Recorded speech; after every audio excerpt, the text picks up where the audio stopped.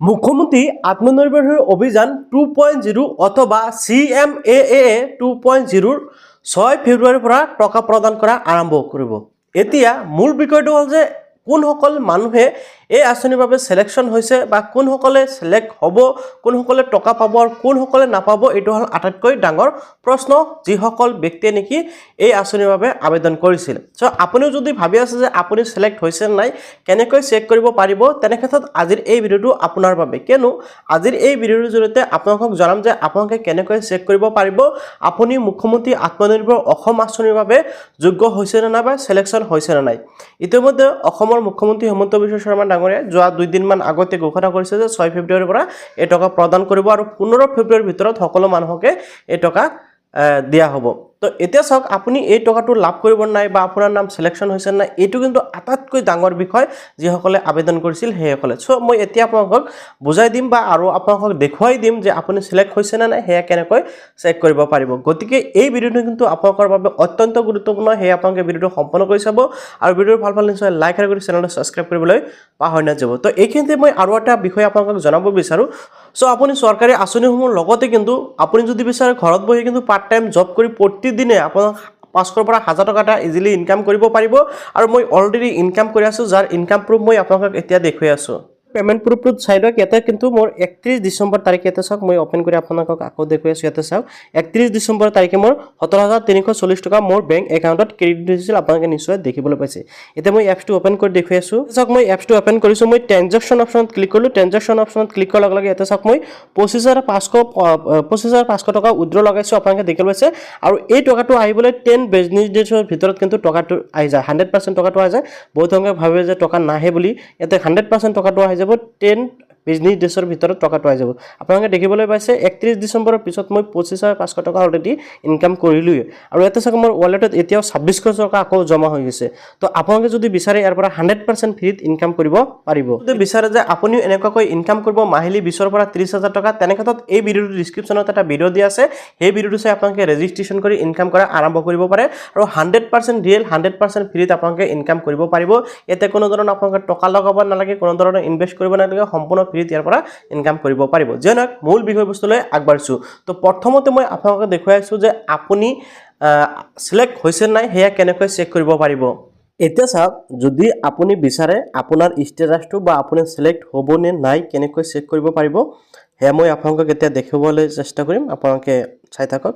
তো প্ৰথমতে আপোনালোকে আহিব লাগিব এই যিটো পোৰ্টেল, এই পোৰ্টেলটোলৈ আহিব লাগিব, অৰ্থাৎ CMAA 2.0 যিটো পোৰ্টেল, এই পোৰ্টেলটোলৈ আহিব। আপোনালোকৰ সুবিধাতে মই ভিডিঅ'ৰ ডিছক্ৰিপশ্যনত লিংক দি ৰাখিম।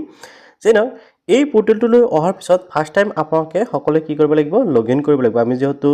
ৰেজিষ্ট্ৰেশ্যন কৰিছিল, এপ্লাই কৰিছিল, তাৰ বাবে আপোনালোকে লগইন কৰি ষ্টেটাছটো চাব লাগিব। এতিয়া লগইন কৰাৰ বাবে ওপৰত ছাইডত আপোনালোকে লগইন অপশ্যনত ক্লিক কৰিব। লগইন অপশ্যনত ক্লিক কৰাৰ পিছত ইয়াতে আপোনালোকে লগইন কৰিব পাৰিব। ইয়াতে আপোনাৰ মোবাইল নম্বৰ বহাই দিব, দেন আপোনালোকে ইয়াতে login with password and login with OTP আপোনালোকে বহাই আপোনালোকে ইণ্টাৰ OTP কেপচাৰ কোডটো এণ্টাৰ কৰি আপোনালোকে লগইন কৰিব পাৰিব। তো মই লগইন কৰি নেক্সট প্ৰচেছটো আপোনালোকক দেখুৱাই আছোঁ। লগইন ডিটেইলছসমূহ বহাই যেতিয়া লগইন অপশ্যন ক্লিক কৰিব, প্ৰচিড টু লগইন আপোনালোকৰ লগইন হৈ যাব। এতিয়া চাওক মোৰ কিন্তু ইয়াতে ডাইৰেক্ট লগইন হৈ গ'ল। লগইন হোৱাৰ পিছত ইয়াতে ৱেলকাম এনেকুৱাকৈ আপোনাৰ দেখিবলৈ পাব আৰু আপুনি যেতিয়া ৰেজিষ্ট্ৰেশ্যন কৰিছিল সেই ডিটেইলছসমূহ চাব পাৰিব। এতিয়া চাওক আপোনালোকে স্ক্ৰল ডাউন হৈ আহিলে কিন্তু এনেকুৱাকৈ দেখিবলৈ পাব, ইয়াতে কৈছে you have successfully submit your application for the chief minister Atmanirbhar Asom অভিযান 2.0 ইয়াতে ছাবমিট কৰা হৈছে, আপোনালোকে সকলোৱে জানে। এতিয়া মেইনলি ইয়াতে দুটা বিষয় লুকাই আছে। প্ৰথমটো হ'ল যে আপোনাৰ চিভিলটো আপোনাৰ চেক কৰিব লাগিব যে আপোনাৰ চিভিলটো ভাল নে নহয়। যদি আপোনাৰ চিভিলটো ভাল আছে তেনে ক্ষেত্ৰত আপোনাৰ সিলেকশন হোৱাৰ চান্স বেছি। সিলেকশন আপোনাৰ ষ্টেটাছটো কেনেকৈ চেক কৰিব সেয়া দেখুৱাৰ আগতে আপুনি যদি আপোনাৰ চিভিল স্কোৰটো চেক কৰিব বিচাৰে তেনে ক্ষেত্ৰত আপোনালোকে এই যেটো দেখিলো আছে এপ্লিকেশ্যন ৰেফাৰেন্স নাম্বাৰ, তাৰ তলতে আপোনালোকে দেখিলো আছে এটা ৰেফাৰেন্স নাম্বাৰ যেটো দেখিলো আছে, ইয়াৰ ওপৰত কিন্তু আপোনালোকে যেতিয়া ক্লিক কৰিব, ইয়াৰ ওপৰত ক্লিক কৰি আপোনালোকে স্ক্ৰল ডাউন কৰি আহিলে একদম লাষ্টত আপোনাৰ সকলো দেখিব পাব। ইয়াতে কিন্তু আপোনাৰ চিভিল স্কোৰটো দেখিবলৈ পাব, লগতে আপুনি ইন্টাৰভিউটো কমপ্লিট কৰিছে নে নাই। যদি আপোনাৰ ইন্টাৰভিউটো কমপ্লিট হোৱা নাই তেনে ক্ষেত্ৰত ইয়াতে ইন্টাৰভিউ নট কমপ্লিট বা এবসেন্ট বুলি দেখুৱাব। ইয়াৰ লগতে আপোনাৰ চিভিল স্কোৰ কিমান সেয়াও কিন্তু ইয়াতে শো কৰিব। এতিয়া আপোনাৰ চিভিল স্কোৰ যিমান বেছি ভাল হ'ব সিমান আপুনি টকা পোৱাৰ চান্সটো বাঢ়ি যাব। তাৰ উপৰিও আপোনালোকে ষ্টেটাছ যেটো মেইনলি ষ্টেটাছ বুলি কয়, আপোনালোকে ষ্টেটাছটো কেনেকৈ চেক কৰিব সেয়া মই দেখুৱাই আছোঁ। তো আকৌ আগৰ পেজলৈ আহি গ'লোঁ আগৰ পেজত অহাৰ পিছত আপোনালোকে স্ক্ৰল ডাউন কৰি আহিব লাগিব ইয়াতে এটা অপশ্যন পাব আপোনালোকক দেখুৱাই আছোঁ দ্বিতীয় অপশ্যনৰ তলতে ইয়াতে চাওক সাবমিট এণ্ড ইয়াতে চাওক একশ্যন এটা অপশ্যন আছে তাৰে তলত এটা অপশ্যন আছে যেটো আপোনাৰ সময়ৰ চিহ্ন নিচিনা দেখুৱা আছে আপোনালোকে জাষ্ট ইয়াৰ অপশ্যনত যেতিয়া ক্লিক কৰিব এতে ক্লিক কৰাৰ পিছত আপোনাৰ সকলো ডিটেইলছ আহি যাব প্ৰথমতে এপ্লিকেশ্যন ৰেফাৰেন্স নাম্বাৰ আপোনাৰ আহি যাব দেন ইয়াতে চাওক আপুনি কেতিয়া এই আঁচনিৰ বাবে এপ্লিকেশ্যন কৰিছিল ইয়াতে চাওক প্ৰচেড অন ইয়াতে চাওক মই যেটো ডেটত যেটো টাইমত এপ্লিকেশ্যন কৰিছিলো হেতু ইয়াতে শো কৰিছে লগতে প্ৰচেড বাই মোৰ নাম আহি যাব মই যেটো এপ্লিকেশ্যন কৰিছিলো action taken application submit and ইয়াতে কৈছে এপ্লিকেশ্যন সাবমিট বাই ৰিমাৰ্ক এনেকৈ দেন আহিছিল ইয়াতে চাওক কিমান তাৰিখে মোৰ ইন্টাৰভিউ হৈছিল সেই বিষয়ে কিন্তু ইয়াতে এপ্লিকেশ্যন কিমান তাৰিখে ৰিভিউ হৈছিল সেই বিষয়টো ইয়াতে আহি গৈছে লগতে অৰিজিনেল ডকুমেন্টছ কপি এনেকৈ শো কৰিছে দেন আপোনাৰ আহি গৈছে ইয়াতে যেটো নেকি ইন্টাৰভিউ শিডিউল কৰা হৈছিল কিমান তাৰিখে ইন্টাৰভিউ হ'ব দেন লাষ্টত আহি গৈছে ইয়াতে ইন্টাৰভিউ চাওক মোৰ যেটো interview candidate has been successfully complete interview ঠিক আছে ইন্টাৰভিউ কমপ্লিট মোৰ হৈ গৈছে ইয়াতে চাওক আপোনাৰ যদি ইন্টাৰভিউ কমপ্লিট হোৱা নাই তেনেক্ষেত্ৰত ইয়াতে ক্লোজ বুলি দেখাব আৰু একো অপচনো নাই এতিয়া আপুনি এই আঁচনিৰ বাবে সিলেকশন হ'বনে নাই হেয়া কিন্তু আপোনালোকে ইয়াৰ পৰাই পাই যাব অৰ্থাৎ কিছুদিনৰ ভিতৰতে ইয়াতে আৰু এটা অপচন বা আৰু এটা এনেকৈ যেটো লিখা আছে ঠিক তেনেকৈ আৰু এটা অপচন সংযোগ হৈ যাব যত আপোনালোকক আপুনি যে আঁচনিটোৰ বাবে সিলেক্ট হৈছে ইয়াতে উল্লেখ কৰা হ'ব যে এটো ডেটত আপুনি এইখন ঠাইত যাব লাগিব বা এইখন ঠাইৰ পৰা আপোনালোকক টকা প্ৰদান কৰা হ'ব চেক যোগে বা যিকোনো প্ৰকাৰে আপোনালোকক টকাটো প্ৰদান কৰা হ'ব আৰু মই আগতো কৈছো বা আৰু অসমৰ মুখ্যমন্ত্ৰী হিমন্ত বিশ্ব শৰ্মা ডাঙৰীয়াও কিন্তু কৈছে যে ইভেন্ট পাতিব অৰ্থাৎ যিকোনো ঠাই আপোনালোকৰ সমষ্টি মিলাই বা আপোনাৰ ডিস্ট্ৰিক্ট মিলাই মিটিং পাতিব আৰু সেই মিটিং জৰিয়তে আপোনালোকক টকাসমূহ প্ৰভাইড কৰা হ'ব ওকে তো আপোনালোকক ইয়াতে অপচন এটা আহি যাব যে অমুক দিনা আপুনি অমুক ঠাইত যাব লাগিব ঠিক আছে তো এনেকৈ আপোনালোকে ইজিলি চেক কৰিব পাৰিব যে আপুনি এই আঁচনিৰ বাবে সিলেক্ট হৈছে নে নাই তো মই জাস্ট ক্লোজ অপচনত ক্লিক কৰি দিলো তো আশা কৰোঁ আপুনি নিশ্চয় বুজি পাইছে ইয়াৰ উপৰি কিন্তু মেছেজ আহিব পাৰে বা ফোন কল যোগেও আপোনালোকক জনাব পাৰে যে আপুনি এই আঁচনিৰ বাবে যোগ্য হৈছে বা সিলেকশন হৈছে তো নিশ্চয়কৈ বুজি পালে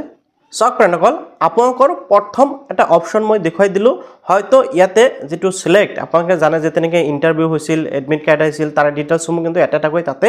শো কৰিছিল এতিয়া যদি আপুনি সিলেক্ট হয় সেই সিলেক্টটো হয়তো ইয়াতে শো কৰিব অথবা যদি আপোনাৰ ইয়াতে শো নকৰে অথবা কি হ'ব যে আপোনালোকে যেতিয়া নেকি CMAA 1 ৰ যেতিয়া টকা দিছিল সেই সময়ত দেখিবলৈ পোৱা গৈছিল যে সকল মানুহ সিলেক্ট হৈছিল সেই সকলৰ মোবাইলত মেছেজ আহিছিল যে আপুনি এই আঁচনিৰ বাবে যোগ্য বা এই আঁচনিৰ বাবে সিলেক্ট হৈছে গতিকে আপোনাৰ একাউণ্টত এই টকাখিনি দিয়া হ'ব আৰু সেই সকলক অৰ্থাৎ 25000 যুৱক যুৱতী কি কৰিছিল 75000 কৈ টকা তেখেতসকলৰ একাউণ্টত দিয়া হৈছিল তো এতিয়া চাওক এতিয়া কিন্তু আকৌ মানে টোটাল 2 লাখ লৰা ছোৱালীক দিব এতিয়া আকৌ 1 লাখৰ 25000 দিলে আৰু এতিয়া 75000 লৰা ছোৱালীক এইবাৰ কি কৰিব এই টকাটো প্ৰদান কৰিব অৰ্থাৎ প্ৰথম কিস্তিৰ 1 লাখ কৈ টকা প্ৰদান কৰিব আৰু দ্বিতীয়তে 2 লাখ পাব কিছুমান আৰু বেছি পাব কিছুমানে তাৰ মানে ইয়াতে দুটা সিস্টেম প্ৰথম সিস্টেমটো হল যে বটম হল যে সকলে মেট্ৰিক পাস বা হায়াৰ সেকেন্ডাৰী পাস কৰিছে সেই সকলক 2 লাখ কৈ দিব আৰু যে সকলে নেকি ডিগ্ৰী বা তাতকৈ বেছি লিখা পঢ়া কৰিছে সেই সকলক 5 লাখ কৈ টকা দিব এতিয়া প্ৰথম কিস্তিত 1 লাখ আৰু 2 লাখ কৈ টকা প্ৰদান কৰা হ'ব তো এতিয়া আপুনি এই টকাটো পাব নাই এনেকৈ চেক কৰিব পাৰে অথবা আপোনালোকৰ মোবাইলত মেছেজ আহিব পাৰে অথবা আপোনালোকৰ ফোন কল আহিব পাৰে যে আপুনি এই আঁচনিৰ বাবে যোগ্য হৈছে যে অমক দিনা আপুনি এইখন ঠাইত আহিব লাগিব আৰু আপোনালোকে জানে যে টকা দিয়াৰ যেটো সিস্টেম সেই বিষয়ে ইতিমধ্যে অসমৰ মুখ্যমন্ত্ৰী হিমন্ত বিশ্ব শৰ্মা ডাঙৰীয়াই কৈছে যে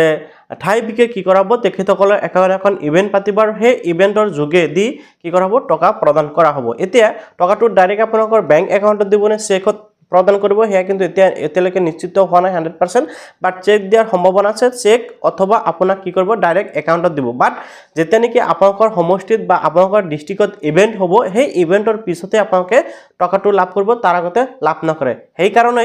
6 তাৰিখৰ পৰা আৰম্ভ কৰি অৰ্থাৎ 6 ফেব্ৰুৱাৰীৰ পৰা আৰম্ভ কৰি 15 ফেব্ৰুৱাৰীৰ ভিতৰত কিন্তু এই টকাটো প্ৰদান কৰি থকা হ'ব এই আঁচনি নহয় অসমৰ অন্যান্য আঁচনি টকা কিন্তু প্ৰদান কৰা আৰম্ভ হৈছে গতিকে আপুনি যদি ইয়াৰ বাবে আবেদন কৰিছিল এই ভিডিঅ'টো নিশ্চয় হেল্পফুল হৈ আছে ইয়াৰ উপৰিও যদি আপোনালোকে এই আঁচনিৰ বিষয়ে কিবা জানিব বিচাৰে নিশ্চয় কমেন্টত জনাব মই আপোনালোকক এনসাৰ দিবলৈ চেষ্টা কৰিম তো ভিডিঅ'টো ভাল পালে লাইক কৰি চেনেলটো সাবস্ক্ৰাইব কৰিবলৈ পাহৰি